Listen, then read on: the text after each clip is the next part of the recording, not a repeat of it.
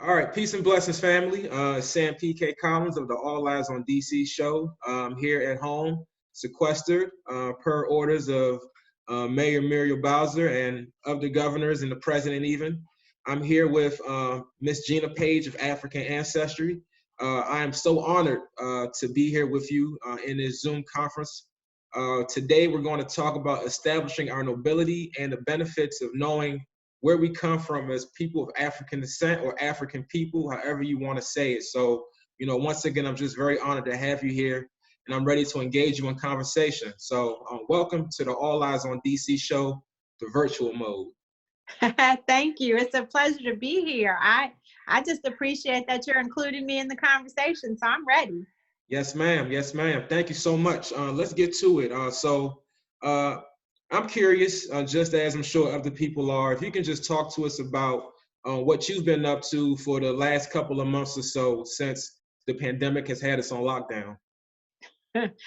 Well, I can tell you that my workload has actually increased because we had to decrease our staff slightly and work remotely. And so some of those critical functions that required you to be in person to do, I have now assumed those responsibilities. So it's been a pretty stressful time. I mean, we have stress in general, right, because of the quarantine and because of the sheer unknown of it all, and the lack of understanding that results from that. But then also having to maintain a business. Fortunately, we are still receiving orders, and I'm extremely grateful for that. But it definitely adds to just, having to pivot and do some of our processes differently in ways that we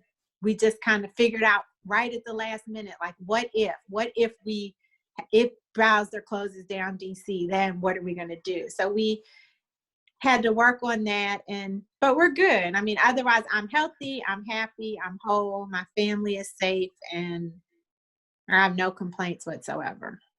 Definitely. Thank the Most High for that. If you could just talk about how the pandemic in general, has affected travel. It's my understanding that in your line of work, you often do a lot of traveling. You do some form of diplomacy. How has that affected your activities? Oh, I've never thought of it as diplomacy. Thank you for that perspective. Yes, excuse me. Yeah, I travel a lot. And so these shelter-in-place orders required, at first it was cool because, excuse me, because I did travel so much, I was looking forward to not moving around. But now it's starting to make me a little antsy because I am used to being on the road. We do daily, well, in April, we did daily Instagram live broadcasts. I tried to try to prevent that. I don't know. It's fine. Technology has a way, so. I tried everything I could to prevent that. But yeah, so I engage with the African Ancestry family on a fairly regular basis, 3 to 4 times a week. So that helps me stay engaged with people and helping to continue to educate people about the work that we do and expand my network in ways that don't happen when you are getting on a plane and going to a certain place. One thing that has impacted us, though, is we had launched African Ancestry family reunions, which were specially curated birthright journeys to take people home. And so that all has just come to a screeching halt, which is frustrating because I was looking forward to seeing other parts of the continent and seeing it through the eyes of people for whom that's their ancestry. Definitely. So speaking of family reunions, it's my understanding that you have ancestry from modern day Nigeria. Would you mind speaking about your tribal affiliations, your lineage? Of course. So I actually have 4 Nigerian lineages. The way AfricanAncestry.com works is we look at one branch of the family tree. We trace one branch of the tree back 500 to 2,000 years. And so in my case, my maternal lineage, that's my mother's mother's mother's line, shares ancestry with the Fulani people living in present-day Nigeria, not to be confused with the Fulani living in Cameroon or Mali or Senegal or Guinea-Bissau or any of the other countries. My matches were in Nigeria. And then on my father's line, that also goes back to Nigeria, to the Hausa people. That's wonderful. Point of transparency, my family immigrated from Liberia, so in the 1980s. So I'm of the Bassa tribe and the Gribbo tribe. The Bassa I know overlaps in Liberia and Cameroon. And I read somewhere not too long ago that at some point in history we had migrated from the east. So like ancient Kemet at some point. I'm just saying that because it's often very interesting to, learn about lineage that way. And I'm of the belief that, we as African people, we shouldn't confine ourselves to the borders that were made for us, in like 1847 during the Berlin Conference, things like that. I think at some point in time, we should go back and actually look at, what we were as tribes. And, in terms of the whole family reunion piece, I know in just speaking with people, colleagues at the paper I work with, for example, who had a chance to get their ancestry traced from you, from your company, they saw similarities in how their tribal lineage conducted business and how they saw business conducted in their native home state of North Carolina. So in terms of just how you greeted people, even down to, playing the dozens, when I told my colleague about the crew people just really having very sharp mouths and just being very boisterous,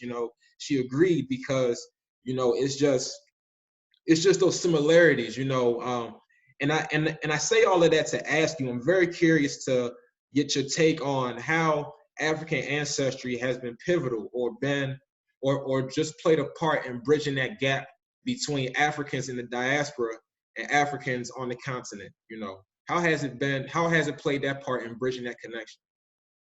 That's really the essence of what we do. We connect people to this lost part of our identities, Black people, to these lost parts of our identities that we often don't even realize are missing. So as Black people, I say all the time, we are the original victims of identity theft. We lost our names, our languages, our freedom to honor our ancestors, and we lost our physical connection to our families. Even once we got onto the plantations, our families continued to be torn apart. And so we don't know who we are. But we've lived for hundreds of years with this void, and so it just becomes a part of us. The work that African Ancestry does by providing a tool for Black people to reconnect to the continent is a very important part of that bridge, because it now validates your Africanness. It confirms it if you didn't believe you had it. It's a confirmation that you have it. But it opens up the idea of what it is to be African. We are often sold this bill of goods, that all these negative stereotypes about Africa. But once you understand that this is where you're from and there are these people there that have traditions and practices and beliefs and values and customs, it's a whole different ballgame. It's a whole entirely different perspective. And so I'm very proud that we provide this tool. Now that we provide the tool, it's up to the test taker to take that information and then engage with people. Someone said to me, she's Sierra Leonean, she said to me earlier this week that she feels like the work that African Ancestry does also makes Africans feel more proud about where they're from.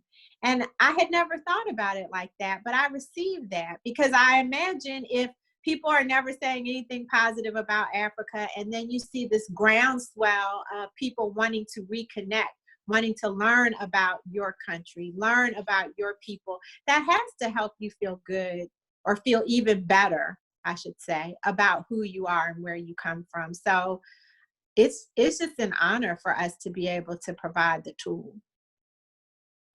And like, as you were talking, the thought actually came to my mind, in speaking with people of African descent who often, for good reason, you know, in their personal interactions with continental Africans, they harbor some resentment, you know, that there's often that division. You know, with the return home last year and Ghana really, you know, accumulating billions of dollars, let's say $1 billion in tourism dollars and stuff like that. What's the next step in just bridging that connection? You know, what does repatriation look like? You know, tangibly. You know, can Africans in the diaspora, you know, what's the potential of us coming back and establishing connections and forming businesses and, you know, getting to a point where these connections manifest in, you know, something that is of economic, social, and political benefit to both parties. You know, because often, yeah. I think that the next step varies depending on who you are.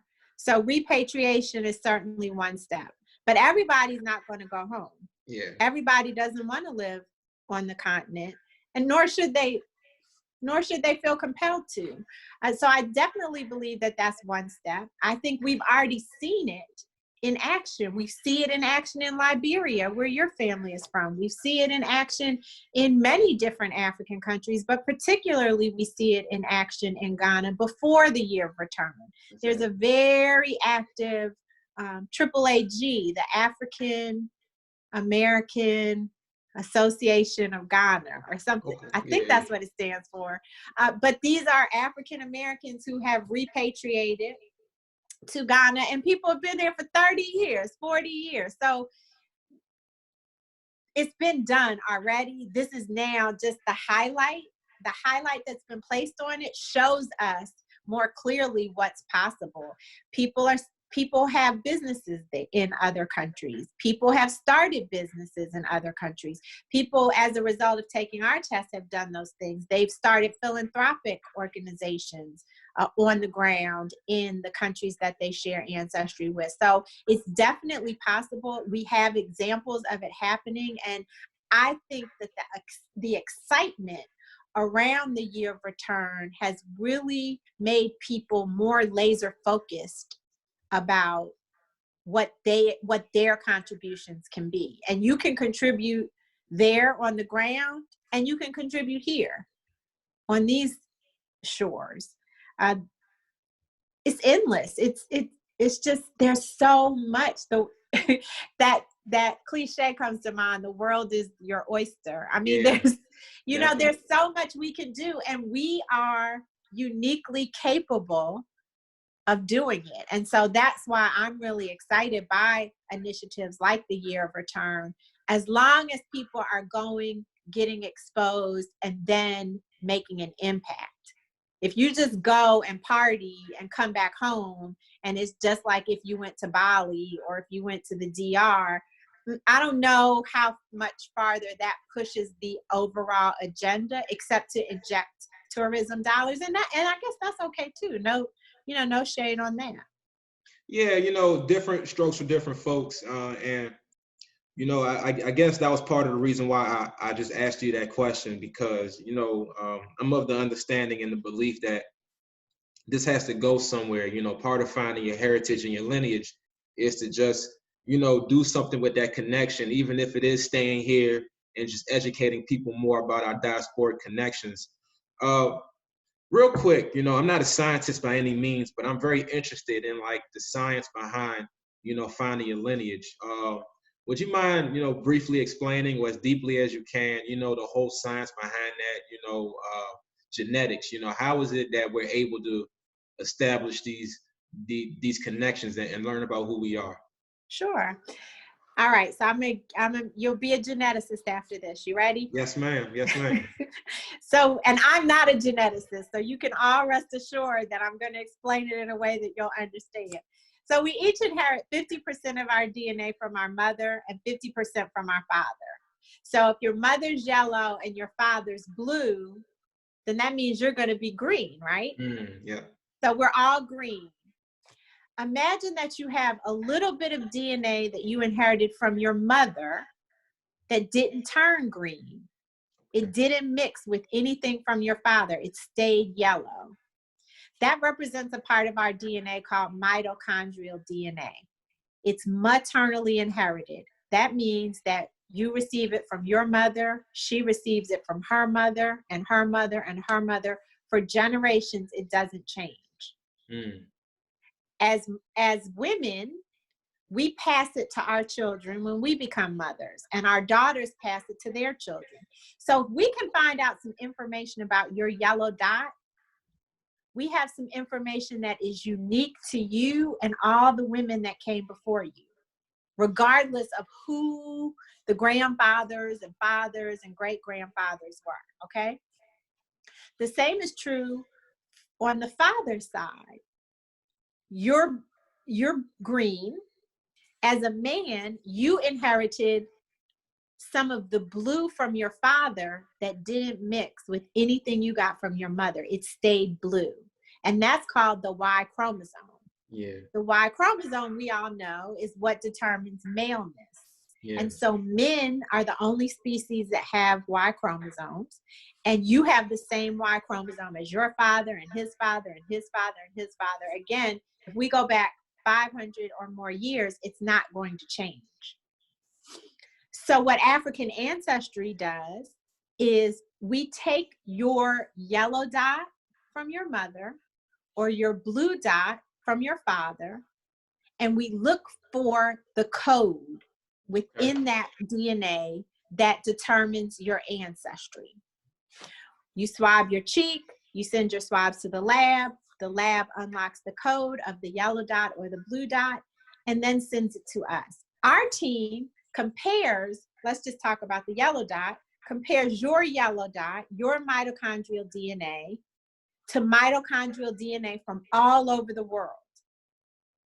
If we find a match, you have to share maternal ancestry with that person because the yellow dot didn't change. Yeah. So somewhere along the line, you and that other person have a common maternal ancestor. And so where African Ancestry stands apart from all of these other companies is that we have the largest collection of African yellow dots and blue dots in the world. We have over 33,000, meaning we have DNA from over 33,000 Africans from 40 countries and about 400 ethnic groups. And so with my DNA, my mother took the test. I didn't have to because I have the same yellow dot as she does. Only one of us had to do it. We found identical matches, identical codes in our database from people who are Fulani people living in Nigeria today. So that's how it works in a nutshell. We don't always find African results because as the descendants of the enslaved during, the transatlantic slave trade, we're mixed. Yeah. There was a lot of mixing going on. Sometimes the mothers were white, not that often, but sometimes they were Native American, or sometimes they were Asian. Sometimes, most of the times, the fathers were white, right? The white men. And so when we trace maternal ancestry, we find African results 92% of the time. 92 out of 100 people that take that test come back with an African result. On the paternal side, we find African results only 65% of the time. So out of 100 men that trace their Y chromosome, 35 of them are going to come back European, which isn't a surprise because we know the behavior of the slaveholders and slave traders and other white men during that period in our history. The other companies out there, they look at they don't look at the yellow or the blue DNA. They look at the green. They look at all the DNA that got mixed together, and then they look for matches in other parts of the world like we do. And then they find some percentage of your DNA on this continent, some percentage on that continent. When they compare you to Africa, they're only comparing you to at most 2,000 Africans. And so they're telling you based on 2,000 people, some percentage of your ancestry pretty much comes from every one of their manufactured regions of West Africa. Yeah. So, you know, it just depends on what you're interested in. But because the larger the database, the larger the sample that you're comparing to, the more specific and more accurate your results are going to be. That's deep. That's deep. If you don't mind me asking, how do you, or how does the lab, you know, collect the genetic samples? People volunteer, or like what is that? What's that process like? You mean that we used for comparison? Yes, ma'am. Yes. Okay. So my business partner is a geneticist, Dr. Rick Kittles, and Rick compiled this database through research collaborations with researchers on the continent. So yes, the people were volunteers, and they, at that time, it's probably been 30 years now. Yeah. During that time, they used blood. They gave blood. And so, but they did it anonymously. So we don't know their names or addresses. 30 years ago, the idea of connecting with somebody via the internet based on your DNA didn't exist. Yeah. So everything was confidential. So we can't tell you their names or their addresses, but what we can tell you is the group that they belong to and the country that they live in today.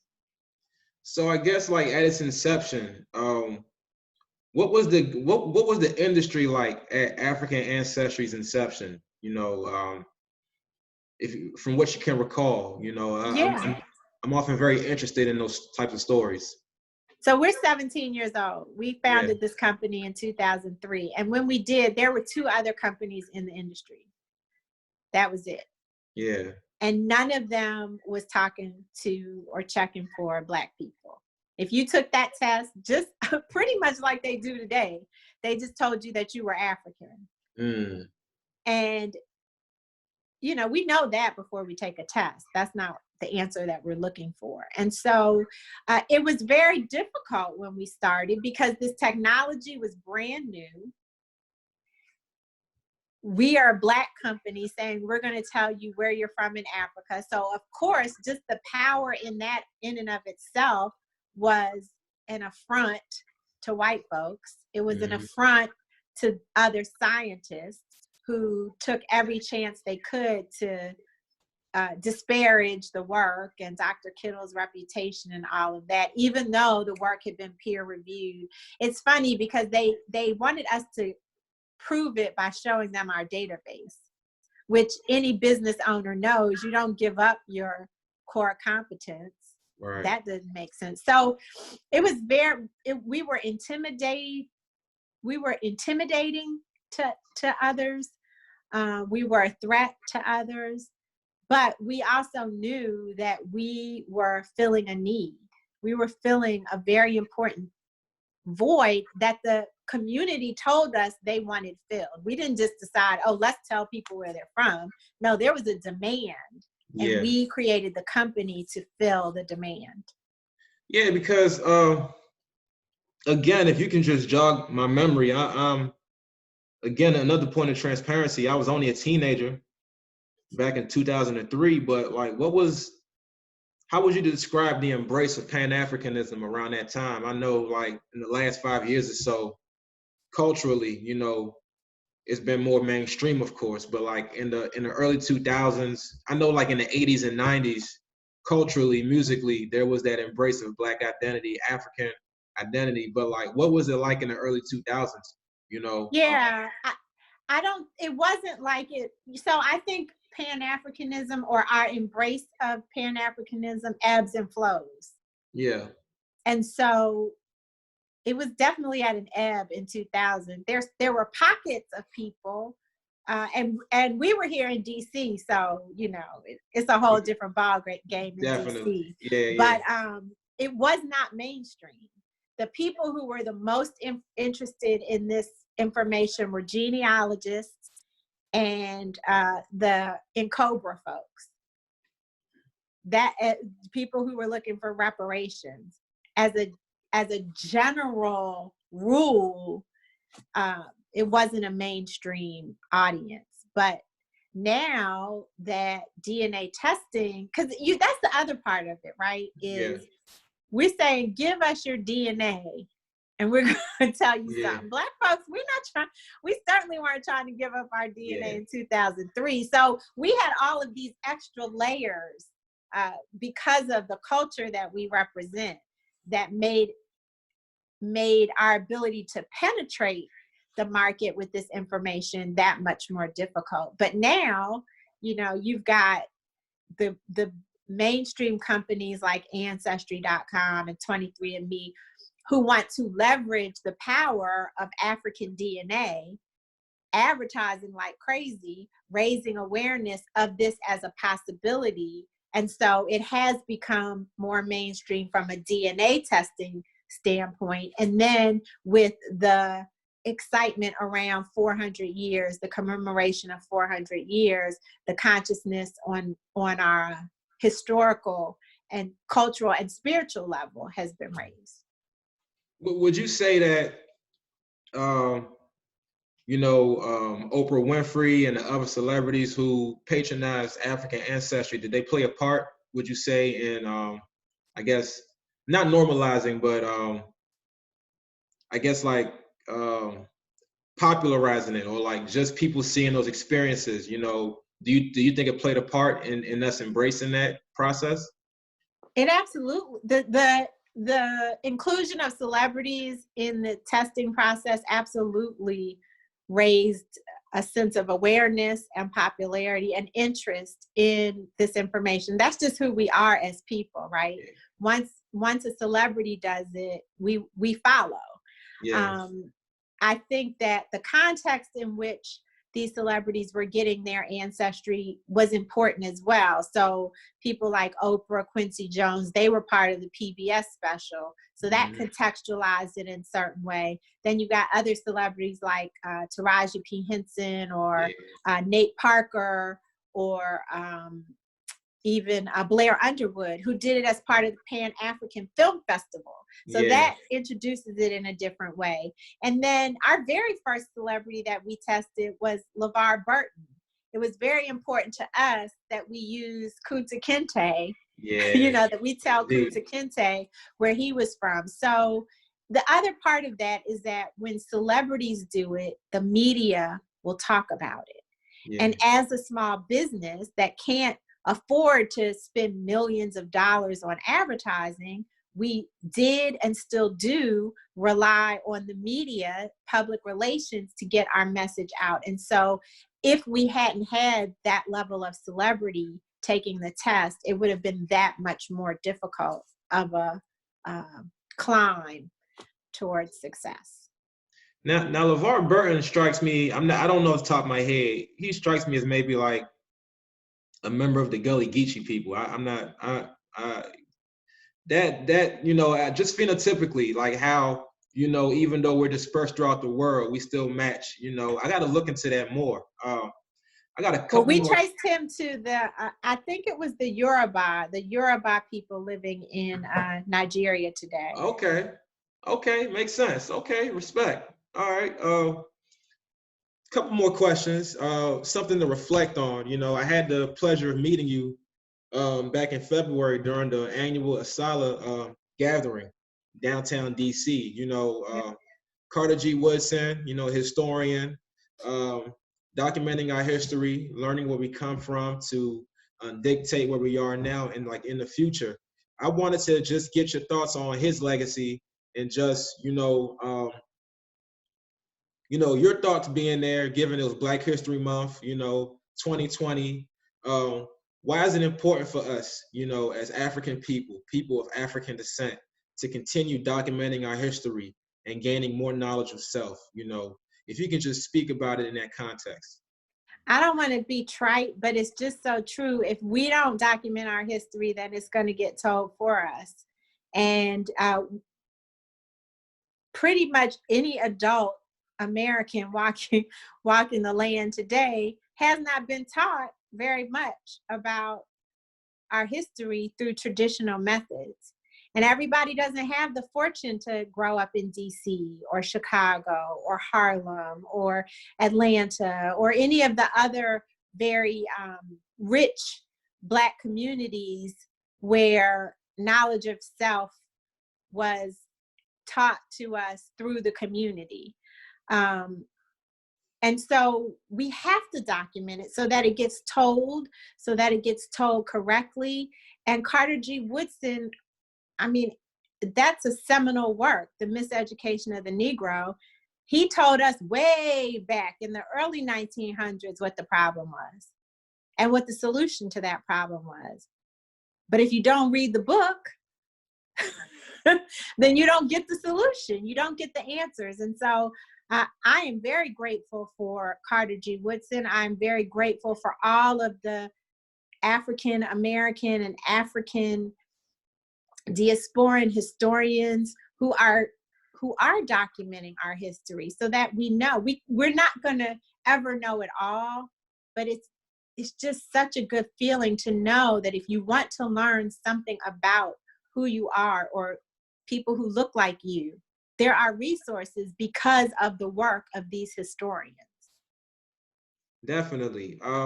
Before we wrap up, where can people learn more about African ancestry, and how can they connect? So we are AfricanAncestry.com online. We're on Facebook, African Ancestry. We're on IG as African Ancestry. We're on YouTube as African Ancestry DNA. And we have weekly conversations. So you can join us on Wednesdays on Facebook Live. You can join us on Tuesdays and Thursdays on Instagram Live.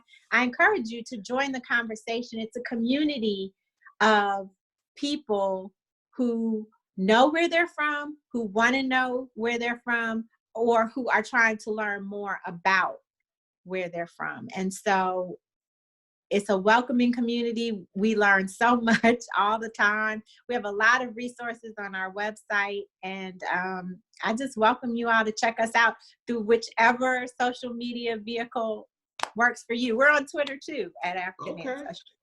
Respect. Ms. Gina Paige of AfricanAncestry.com, around since 2003, lineage from modern day Nigeria. Give thanks for your presence here, and thank you for imparting words of wisdom. We hope to have you back on sooner or later, and I will definitely tune in on any social media platform at any time. Thank you again. Oh, please do. And listen, thank you for having me, but more importantly, thank you for being a voice. Thank you for bringing up these issues and sharing them with the community, because we need all the voices we can to help move ourselves forward. Thank you so much. Thank you so much. All Eyes on DC, y'all. African Centered Media. We're here in COVID-19. Take a chance to watch us and learn something. Peace and blessings.